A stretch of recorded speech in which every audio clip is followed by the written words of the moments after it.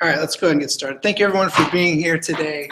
My name is Jordan Lott. I'm the team lead of IT Communications. Obviously, we're here to talk about the email upgrade. So we really appreciate everyone being here. Kind of an overview of what we're going to go over today. I've got some recap of the last few months of work that we've been doing, as well as highlighting some improvements to the email system and calendar that we've been able to identify. And then answer a few questions that I think are pretty pressing. And then we're going to open up to Q&A, and that's going to be here in the room as well as we've got people watching online. Give as much time as possible for that so we can really make sure that we're answering everybody's questions before we go live in 2 weeks. So thank you all for being here. Like I mentioned before, we'll do Q&A at the end if you'd like to submit online. If you prefer not to stand up and yell your question, you can submit online and we'll be monitoring that as well. So what are we doing? We're here today, we're trying to provide limitless accessibility to communicate with anyone, anywhere, and anytime. We have that link available. So this is actually a recap of the 3 other town hall meetings that we've done. Just real quick, I'm not going to run through these too quick because I think this is content, information that people may have heard already.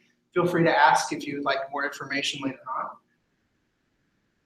5 of the main reasons why we are doing this email upgrade. 1 is the unlimited storage for emails and files. We can easily share that information now that we've got so much of it that we have available. We can now share that easily, whether that's from a desktop, your mobile device, directly to somebody, or through your email. There's a lot of different ways to do that. Additionally, our collaborative tools available through Google Docs. That spreads, again, not just from the desktop, but goes to the mobile as well. And then you can share that information directly from your email. Like I said, the mobile experience is really incredible. And now that we've got all this data, we can really access that from anywhere. What that means is more than just, oh, I've got the ability to see it. You can interact with it from wherever you are. So that's been a new, some of the benefits, really why we're doing this push for the email upgrade. Some of the major milestones, this is things that we're really proud about as we've been pursuing this project. Starting in November was when we first announced to the community that we were going to be to the email and calendar system. What it looks like right now is we are migrating about 18,000 Pepperdine accounts. That includes staff, faculty, students, that is Seaver, that is every graduate campus, international students. Everyone is moving to Google. So there are a lot of accounts to keep in mind. Additionally, we've got quite a few students that are from China and traveling to and from China. And with some of the limitations that come along with Google access there in China, we have currently a test function, or a test email client that students and staff and faculty in China can log into remotely and are able to access their email specifically using that content. So that's a big project. We're really excited that one has an imminent solution for. Additionally, as we're looking at improving the email, we have to look at the entire way that we do it. So there's been a lot of reevaluating some of the policies, standard practices, really taking a chance to maybe not create new processes, but really confirming that the processes we are using, that we're using those effectively. And so as we've been looking at just upgrading our system, we're looking at how we do email in general. Another big piece is, if you've ever been on the IT website, you know there's a lot of content there. And there's a lot of email content there specifically. And now moving from Microsoft Exchange to our new Google Mail servers, a large piece of that information now has to be updated. So we're looking at totally rehauling, are in the process of rehauling all of that information on our email website so that we can make sure that we are keeping up with the questions and best practices, tips and tricks, training material that we can provide, step-by-step documentation. There is a lot there. And so we've got a whole team of people working on making that happen. So what does that look like? How much information is actually being moved over? well, between 18,000 accounts, we're moving somewhere in the ballpark of 5 and 6 terabytes of information. That's a lot to move over and keep organized, make sure that we are crossing all of our T's and dotting all of our I's, and we are doing that. And we are being absolutely careful to make sure we are keeping track of every little piece. So some of those things are the pieces that we're really proud about. We want to make sure that we are doing our absolute best to provide this service to the community. So we've got some regular questions that we're getting. So these aren't the exact way that you phrase pretty regularly, but they point to some of the larger topics that I've received questions about, not only using that form that is again down here at the bottom of the page, the bit.ly.com link, but we've done focus groups, we did a survey. Every member of our leadership council, the IT leadership council, we divided up the whole university. We've gone and spoken with everybody, groups and schools and departments, and trying to make sure that we have a personal contact with every one of you. Through all of those conversations, we learned quite a few things, and these are kind of the topics that came up over and over again. So I'm going to look at those individually. First one is, can I do everything I did in Outlook? Can I use Google Mail like I used Outlook? Yes, absolutely. We have yet to find a major function that was a core piece of people's work that is not just available in Google Mail, but may even actually be an improvement. And I'll talk about those improvements in a second. But initially, we're going to move over your mail, your contacts, and your calendar. Some of the basics, you can change the conversation view. If you have a personal Gmail account, you may notice that it organizes your email conversations differently than you may have had it in Outlook. That's an easy thing to switch if you would like to continue that look. Additionally, in desktop notifications, even if you are using Google Mail in your browser, you can still get those desktop notifications that a new email has come through, maybe a calendar event has come up. Those things are still there. Additionally, that preview pane and offline mode as well. So those are all features that were important to Exchange that we do have with Google Mail moving forward. Additionally, things that are continuing, it's a normal practice for us, our distribution lists. That's going to be your class lists, or some people I have access to it. I send emails to all of you all at once. So if you've received emails from IT, I am able to access a distribution list that sends to all faculty and staff. So those are going to move over to Google. We already have those set and ready to go. Additionally, shared inboxes and calendars using what they call delegate access. That same functionality is going to be incorporated into Google. Google Mail in the browser is a fully functional email client. So we're really happy that it's been able to cover all these different pieces. So it's not just, can it do what Outlook did? We've actually identified quite a few ways that we feel like it's an improvement on how we communicate with people. Oh, sorry, I have some quick examples of those. This is Conversation View. This is that same email if you wanted to remove Conversation View, and that is a setting. We can talk about that a little bit later. Additionally, that's that preview pane that I mentioned. That's a look that people are familiar with in Outlook. You've got your emails to the left, and you've got a preview of that email on the right. That's an easy change that you can make. Additionally, those desktop notifications. So some of these improvements, these are things that not only can Google Mail mimic the basic functionality that was in Outlook, but it may even be an improvement on how you've been communicating. So the first example of that is labels. We're very familiar with folders, specifically with how you archive your information. But it's more than just archiving information. It's a way to keep track of where emails are coming from, what the topics are. Well, one of the limitations of folders is you can have an email that may have 7 different topics in it. Maybe it's an agenda email that's got multiple pieces of information.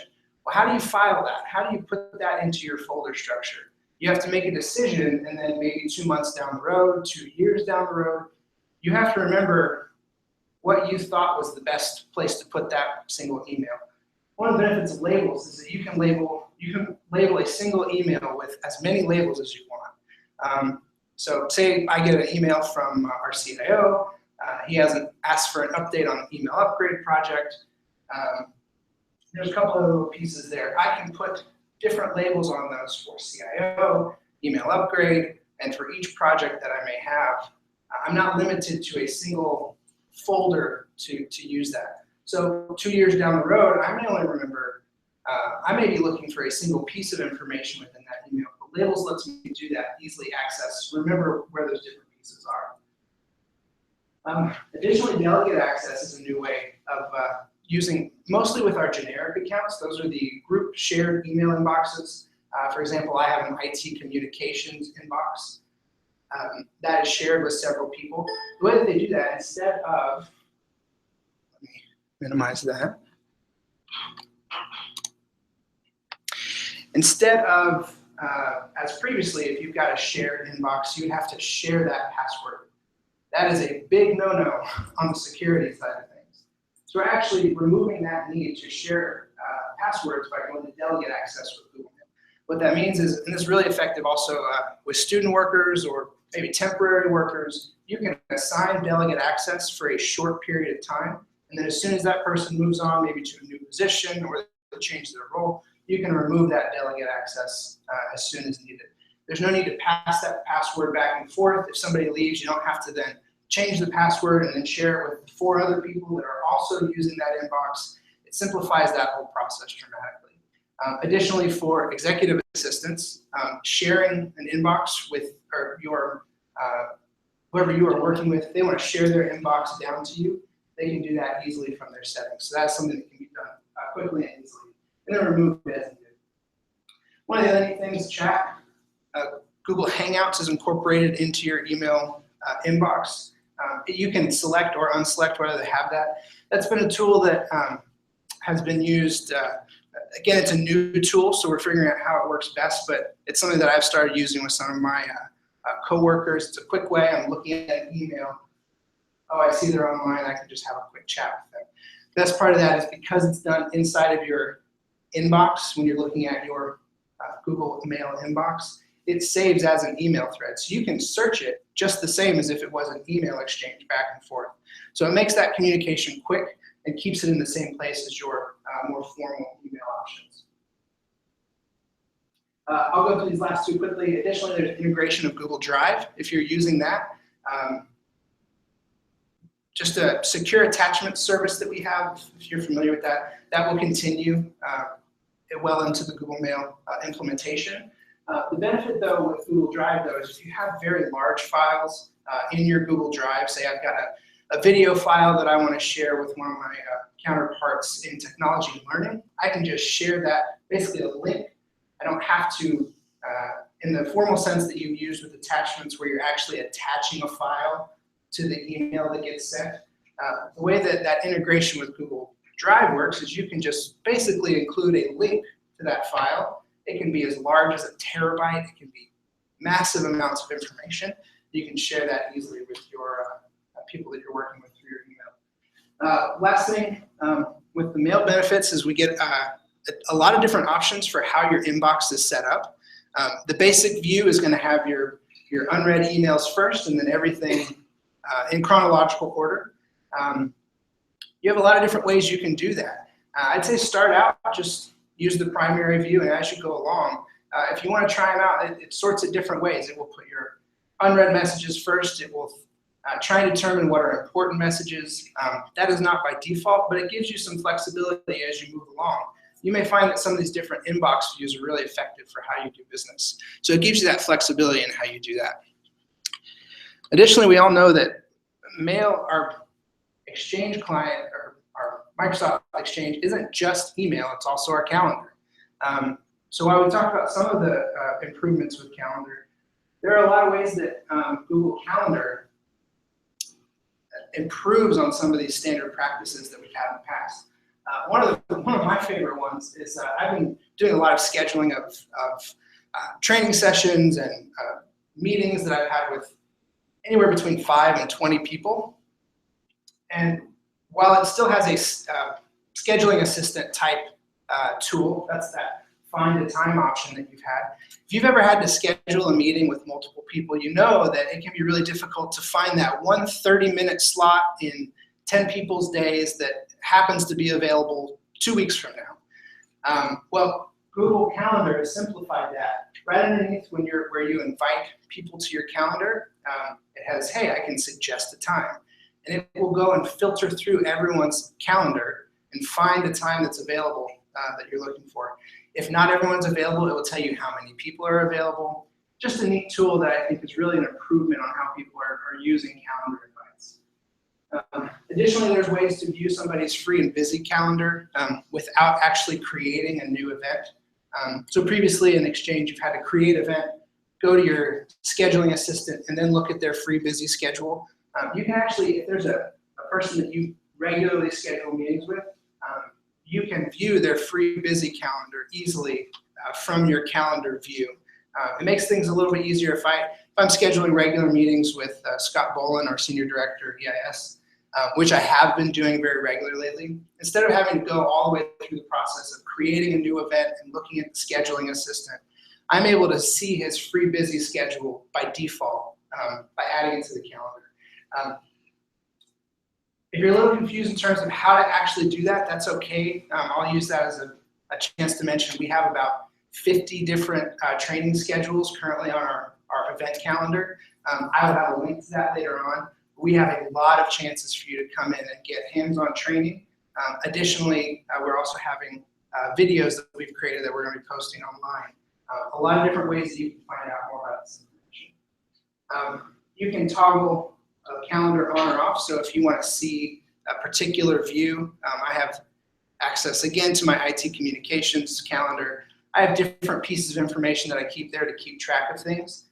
But sometimes when I just want to look and see, okay, what's happening today, it can clutter up my view a little bit. So I can just, with one single button click, remove that from my view and easily see a much smaller amount of information.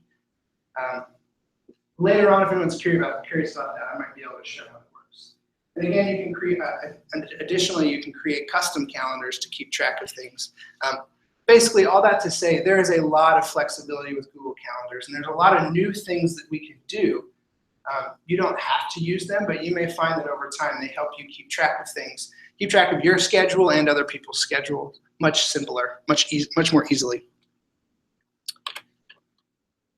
All right, question number 2, Google Mail or Gmail? Most people, and I for a long time, even if you came to any of these first town hall meetings, I was saying Gmail constantly. Technically, what we are moving to is actually Google Mail. Let me tell you the difference. It actually has a lot to do with what you see up on the screen. Google Mail, while it is almost identical in function to Gmail, has some really important differences. Namely, is how Google makes their money. In your personal Gmail account, Google has the right to look through and collect certain pieces of information for marketing. That's how Google makes their money on a day-to-day basis. They are a marketing company that sells ad space inside of your browser and lets advertisers know if you might be a good candidate for a particular ad placement. Well, in our Google Apps for Education, Google went to the extra step of, although minor, making sure that we knew that it is not the same as your personal Gmail account. With Google Mail, ads and marketing is not part of the core service agreement. It has been removed from that application that we have signed on to. So that's part of our core service agreement. So if you ever hear us talking and you hear the word Google Mail and you're like, isn't that the same as Gmail? Well, almost. But there's that important caveat that makes them different. So any of our training sessions, anything online, on our website, wherever you see it, we're going to be referring to it as Google Mail. And I just want to make that clarification that that's the main difference with the two of them.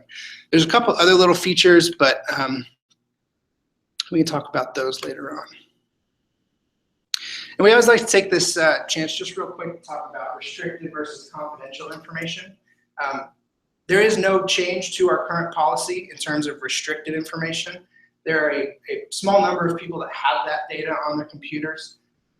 But Google Drive or sharing information through your Google Mail is not appropriate for restricted information. If you are accessing that information, you already know some of the processes for that, but restricted information has to stay on an encrypted computer and only can be shared with secure attachments. Is that correct? Correct. I just want to take a quick second to mention that. If you don't have access to it, you've probably never had to worry about it, but just want to make sure we have that clarification moving forward. All right, so the big one for today. How are we actually going to complete this in 2 weeks? I mentioned in a previous email communication some of the details, but I wanted to hash it out, give you a little bit more of an overview of what that looks like. Starting 10 p.m. on June 10th, we are going to immediately switch your email service from Microsoft Exchange to Google Mail. What that means is you're not going to have any downtime with your email. Right at 10 o'clock, if somebody sends you an email, instead of it pointing over to Exchange, all it's going to do is going to point to your Google Mail inbox. Now, the reason why we say the 10th through the 13th is because that weekend, we're actually going to be moving a lot of data over to your Google Mail inbox.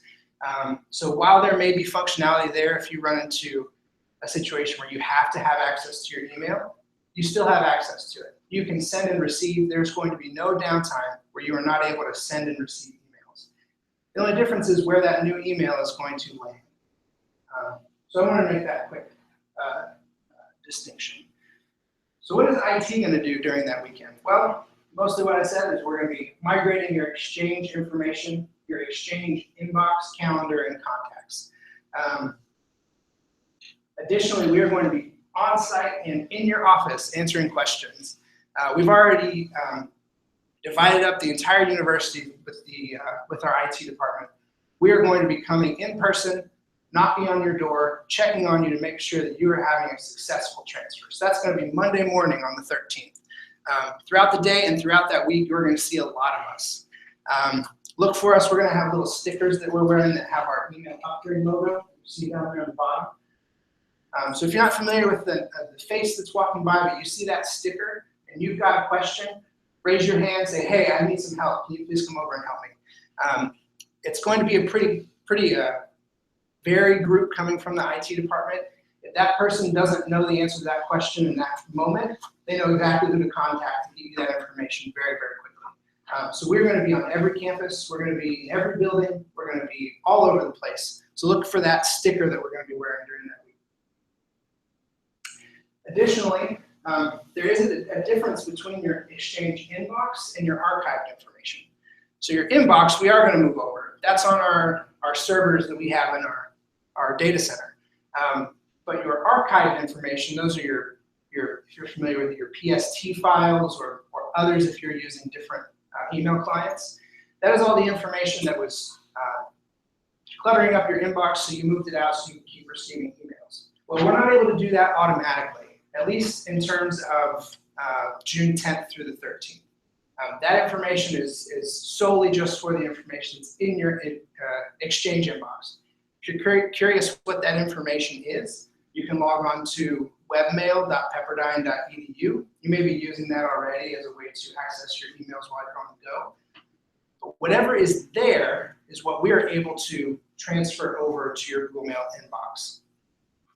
Anything that's in your archived information, we're currently working on a process for you to request assistance in moving that.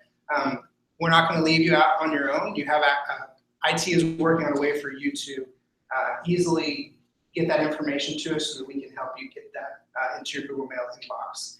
Now the way that actually looks, we're hammering out the last few details too. Basically what you need to know is in the next couple of weeks, before go live, before June 10th, we're going to provide you with a form just to simply request assistance. Obviously we know there are going to be a lot of people, including, it was a process that we went through within IT. So there are a lot of archived information that people want to move over. We're absolutely going to have a way for you to request assistance and for IT to help you with that.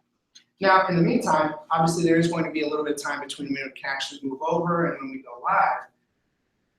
That information is not going away. So if you have an email that you're in your Google Mail inbox, it's halfway through the week, you're like, oh shoot, I don't see this email that I need to have access to. That's okay. Just go and open up your whatever application you've been using previously, most likely Outlook. Find that email, refer back to it. You can copy and paste it into your Google Mail message. you still have access to that information. It's not going anywhere. Additionally, what we're actually moving over, move actually isn't maybe the right word. What we're doing is we're copying all of your information and putting it into Google Mail. So the location that it is right now, it's still going to stay there. So if it's an archive file, you still have access to that archive file. If it's information in your webmail.pepperdine.edu, that information is staying there. So in the situation where you need to refer back to something, you can still do that even after we go live and you start using Google Mail on June 13th.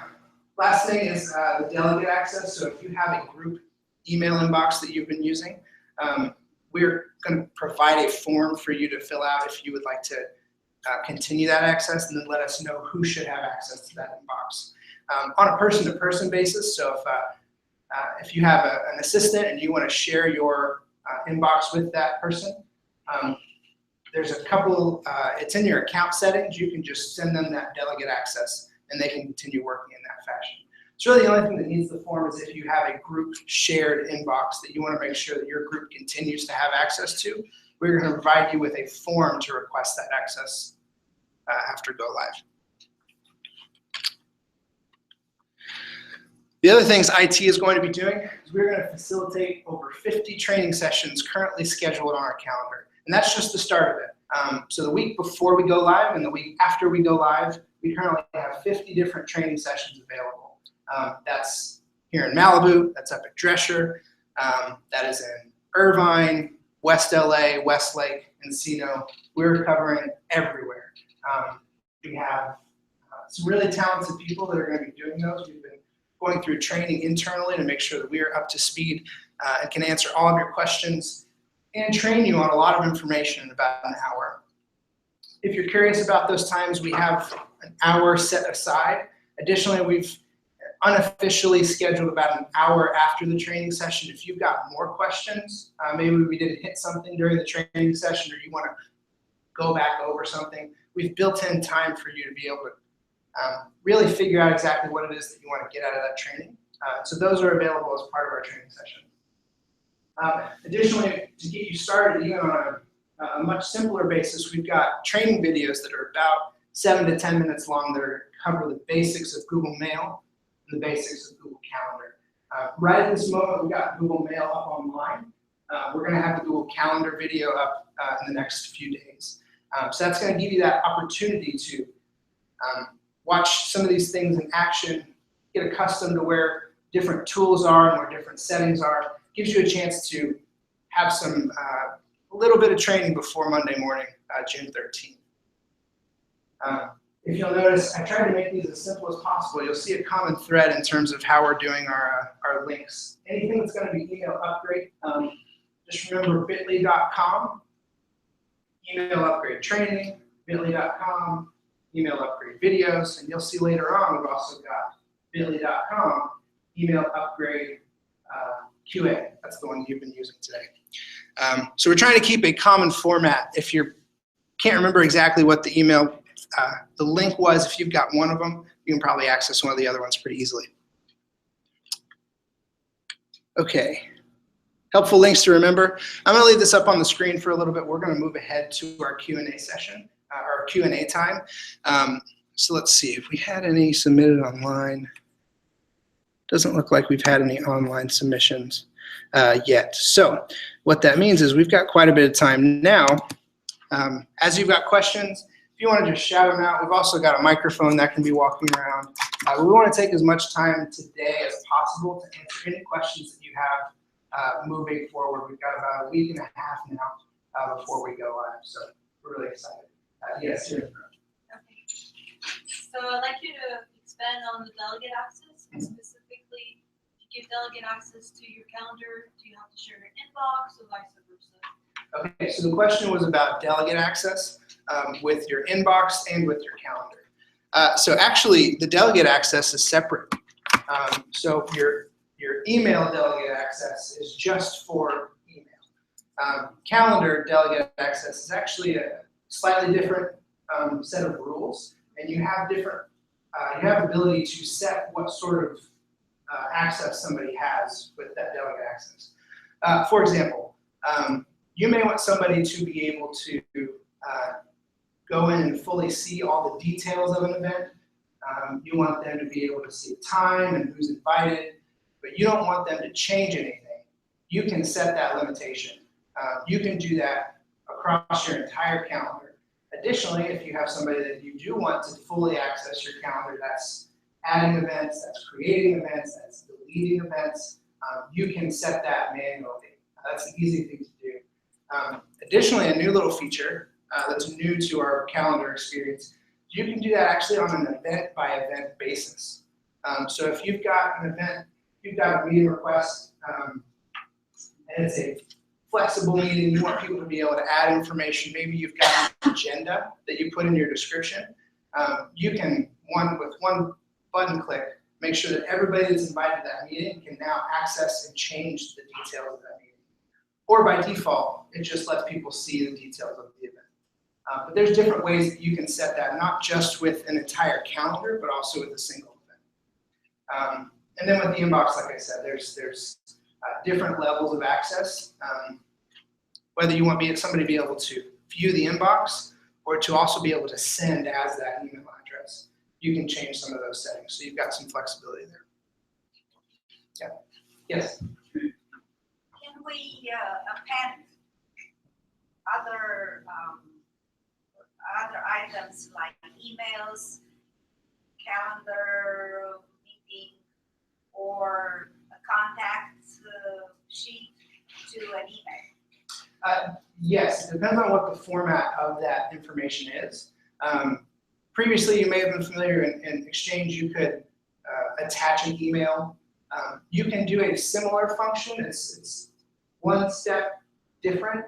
What you do is you save an email as a PDF to your Google Drive, and then you just attach that file to the email. So it's something that you can do still. In terms of some of those other pieces, there's a lot of different ways you can attach information and include information. I'm not sure about a contact card. Yeah. Forward a contact card as an attachment. Great. Contact cards you can still forward as an attachment with Google Mail. Does that answer your question? What browser do you advise us? Great question. I'm actually going to expand on that one just a little bit because it actually points to another topic that's, I can't believe I actually forgot to mention it. It's a big one. So we found that the best experience using Google Mail in a browser is with the Chrome browser. That kind of makes sense considering Chrome is a Google product. You're going to have the most success with your other Google products inside of the Chrome browser. That being said, that doesn't mean that you don't get a great experience in other browsers. Google has done as much as they can to make this as fully functional across every browser as possible. Well, I should specify. The order of importance for Google in terms of updates and making sure it's getting new piece of information is going to be obviously Chrome, Safari if you're on a Mac, and then Firefox is the third one. Internet Explorer, we won't talk about that one. No, it's a browser that works, but it's actually on Microsoft is working on actually phasing it out. So right now, we recommend Chrome as your primary. If you're on a Mac, you can use Safari, and then Firefox works very well. Now to expand on that, actually what we've seen is, we did a survey earlier last year, we found that about 88% of the people that we surveyed already use Google in their personal life. So it comes up, if you're signed in to your personal Gmail account, somebody shares a file with you through Google Drive. If you click to open that file in that same browser, well, what your browser tries to do is keep track of which login is most important. So if you're logged into your personal account and you try and open a file that was shared to your Pepperdine account, it's going to say you don't have access to that file. And technically that's accurate because you are currently signed into your personal Google account. Now what we're recommending to kind of simplify that process, and it's actually something that I've taken into my own practice, I keep my Pepperdine work environment, everything that I'm doing, my Google Mail, calendar, if I'm web browsing, trying to find information for work, I keep that all in Google Chrome. Then in a separate browser, I like Firefox. I put all of my personal information. So I stay logged into my Pepperdine on Chrome. I'm logged into my personal on Firefox. Just a visual separation for me. It helps me keep track of which window I'm in to make sure that I'm opening files in the right location. You don't have to do it that way, but that's one way that we're recommending. But starting with Google Chrome is probably the best way to go about your regular workflow. Other questions? Yes? Not for like Outlook. Usually there's an app or something in Outlook as opposed to logging in through Webmail. Mhm. Is there an app as well that you can use, or does everything have to be accessed via the web browser? So the question was, obviously Outlook is a standalone app, but we're recommending you use Google Mail in the browser. Now what we've done, and again, it's a personal preference, and I've looked for different ways to mimic that same process. And again, that also follows if you keep Google Chrome, the browser, kind of as your everything work item. There's actually a way that it's called pinning a tab. So if you've got a tab that you always have open, specifically Google Mail, Google Calendar, I always have my Google Drive open.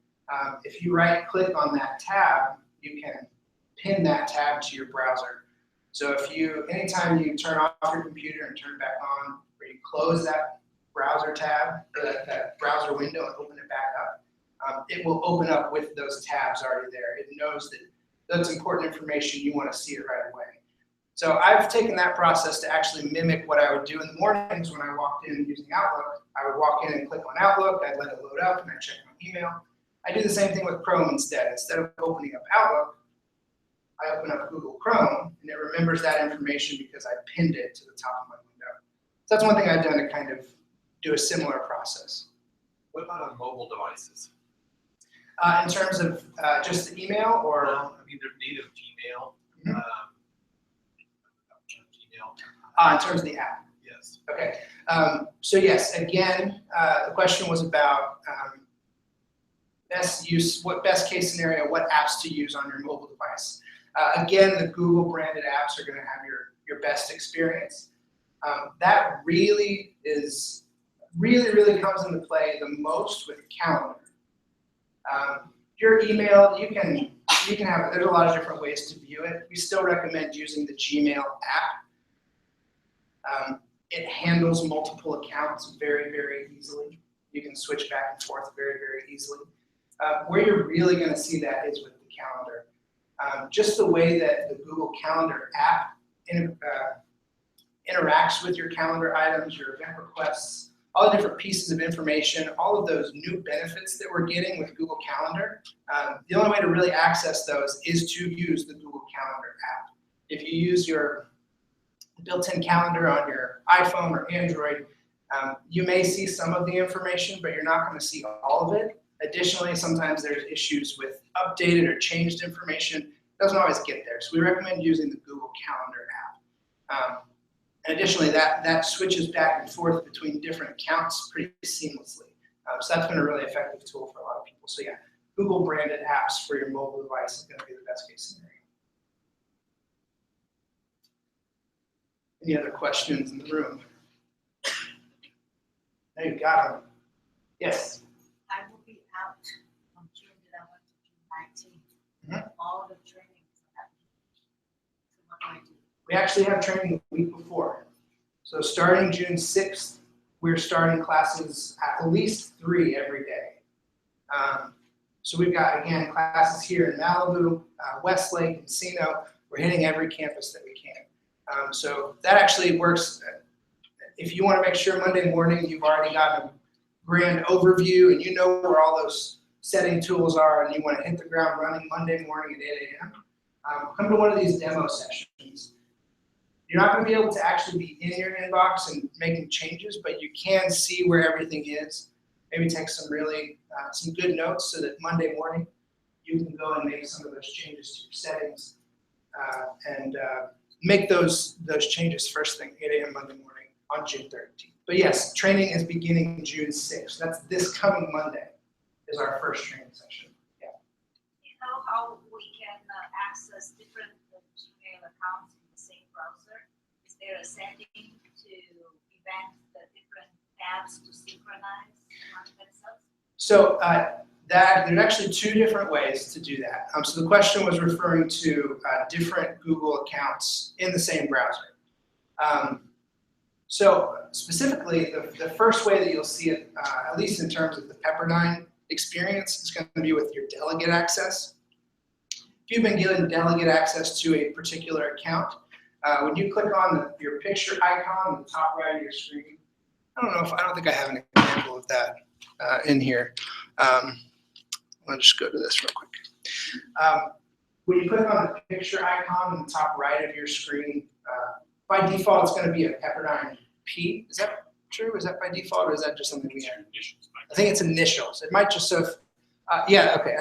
So if my name's Jordan, so when I first logged in, there's a capital J in the top right of the screen. If I click on that, it'll show me what delegate access I have. And so I can just, if I've got access to my IT communications, I've also got access to information technology, our group email address. I can just click on any one of those that I've been given delegate access to, and it will open up in a separate tab right next to it. It doesn't close the tab that I'm in out. It doesn't mean that I can't keep receiving or sending emails from that original, my primary account. You can have multiple tabs open with multiple accounts, sending and receiving emails simultaneously. Now, in terms of a personal account, you can add as many accounts as you want to your particular browser. I still recommend keeping them separate, but if you prefer to have everything all in the same browser, you can do that. And one clarification, this actually came up in one of the other Q&A sessions that we had. Somebody wanted to make sure that that was clearly, if you say I have my Pepperdine account in Chrome, and you say, I really would prefer to keep everything in one browser, you can add your personal Google account to that same browser. By going to that same picture icon, you can click it. There's an option to add an account. Now, that doesn't mean that you are adding your personal account to your Pepperdine account. All it means is that your browser is able to see them at the same time. You have to be really careful then as you are sending and receiving files to make sure that you're accessing it with the right account. The rule of thumb, though, is the very first account that you log into on that browser is your default. So anything you try and open up inside of, if you're trying to go to Google Drive or Calendar, you open up a file, it's going to default to that first account that you logged into. So there are some people that do prefer to keep everything in the same browser, and there are many different ways to access those different accounts that you have access to.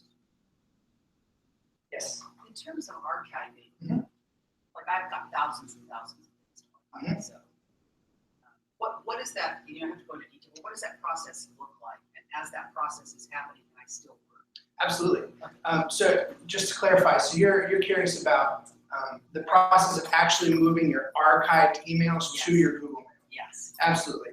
So obviously, like I said, from 10 p.m. on June 10th, immediately your new emails are going to point to your Google Mail inbox. So what happens to all those emails that were in Outlook, those archive files that you've been collecting for years and years and years? They could be many gigabytes large. They're very big files. Well, the immediate response is Monday morning, you're in your Google Mail inbox for the first time, and you're like, oh, I need access to that email from 4 years ago. I know I have it in my archive. Well, you haven't yet moved that archive over. So the simple thing to do is just open up Outlook again. All that information is still there. We haven't moved it. This entire process, we're not actually moving anything. We're copying all of your information to your Google Mail account. So that information is still there in Outlook. Now, when it actually comes time to move that information over, what you're really going to be doing is providing us a way to continue that process and copy that information.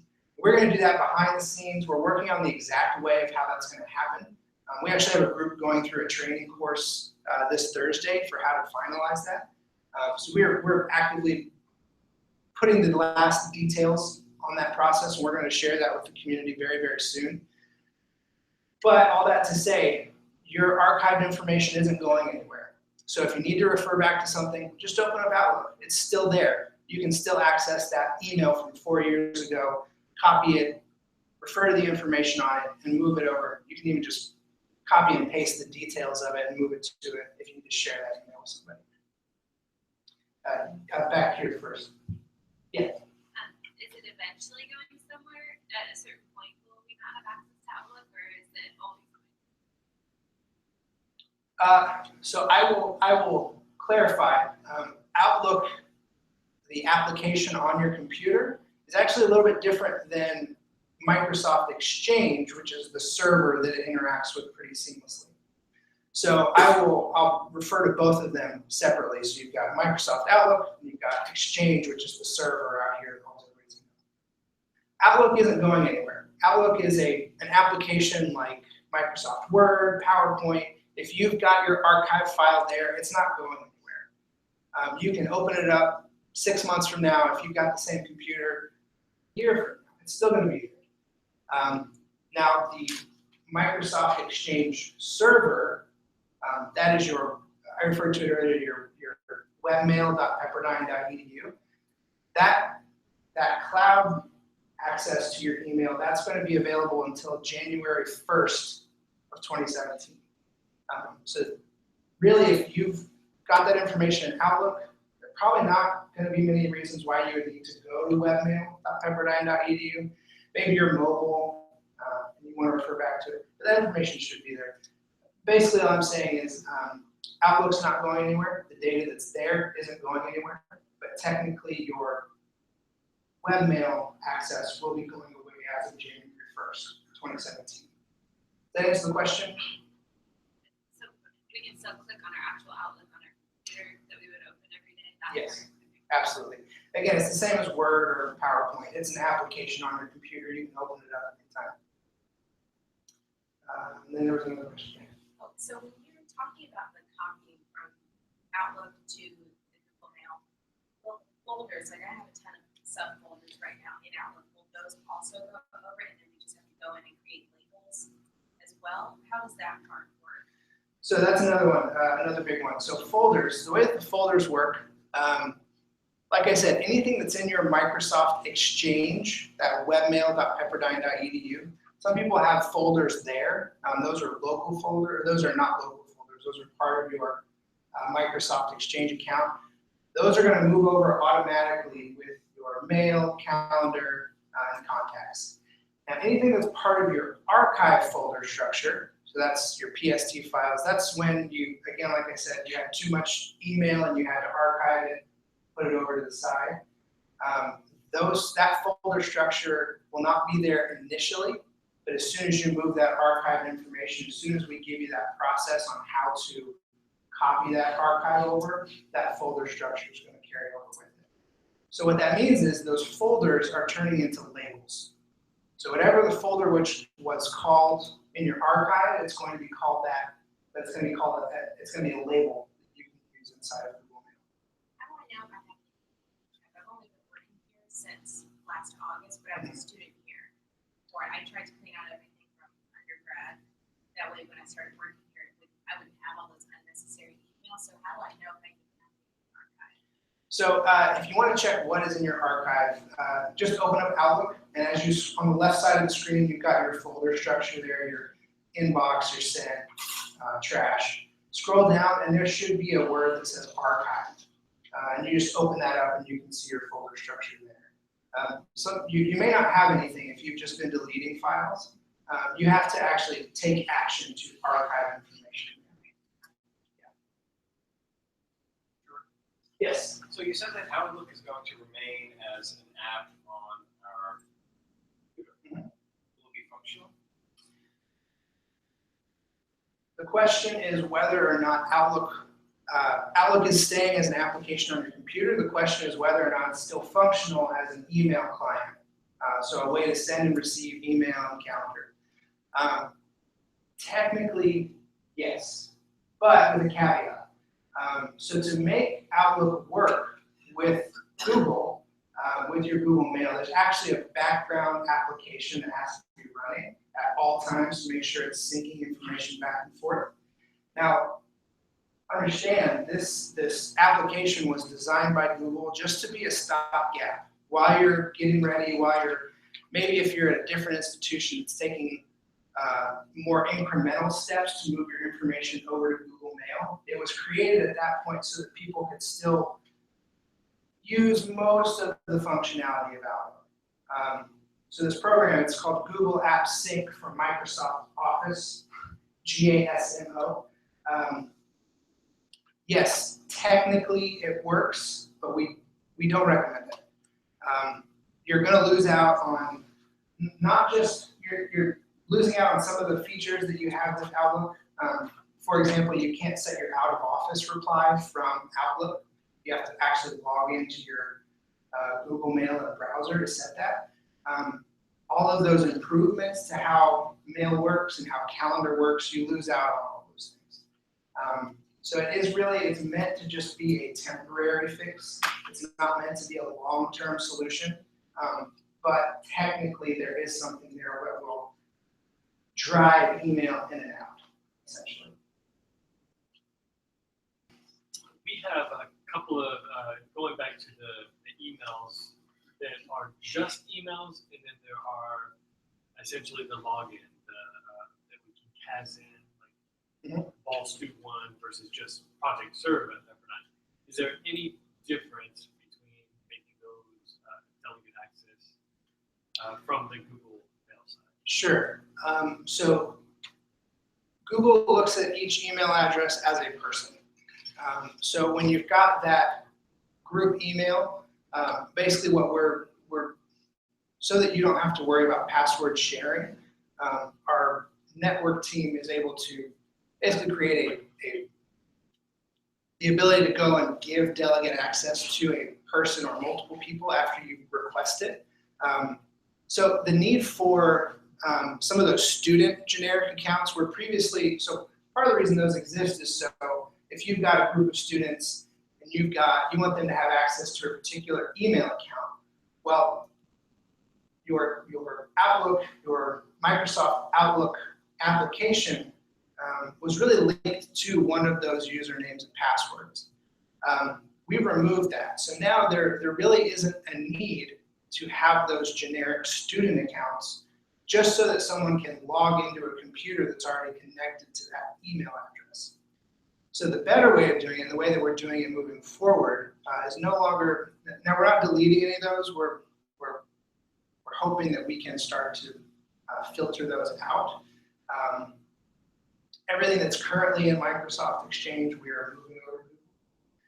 But the better way of doing it, and this is what IT is doing, I've done this with one or two of my student workers. If I had an inbox that I wanted them to be able to see, I requested access for that student worker.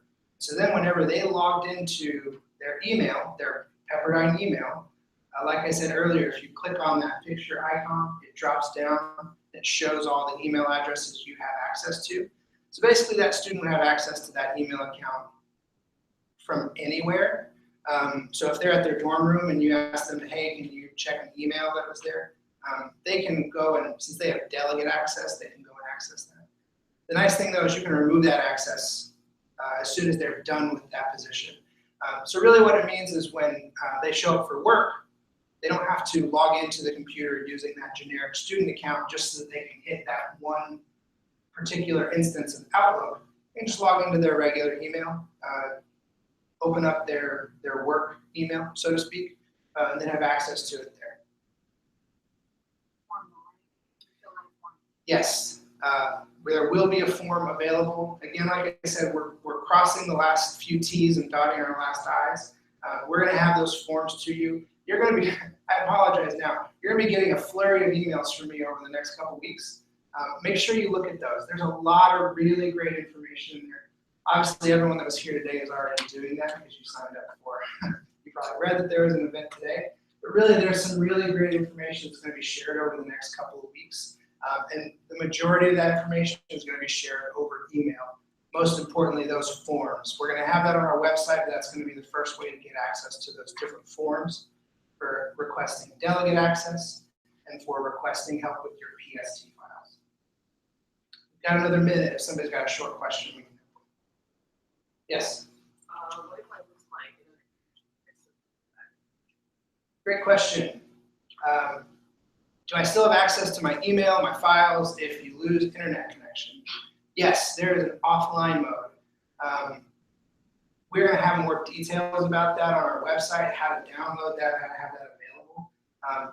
You can do that both on your phone and on a desktop. You do have to do some extra little pieces, so if you can anticipate, if you're maybe traveling regularly and you want to make sure that you have access to your emails while you're on a plane, maybe you want to queue up a whole bunch of emails while you're traveling. Offline mode is available both with your email and even with your Google Drive. So there's a lot of different ways to do that, both with your desktop and on mobile.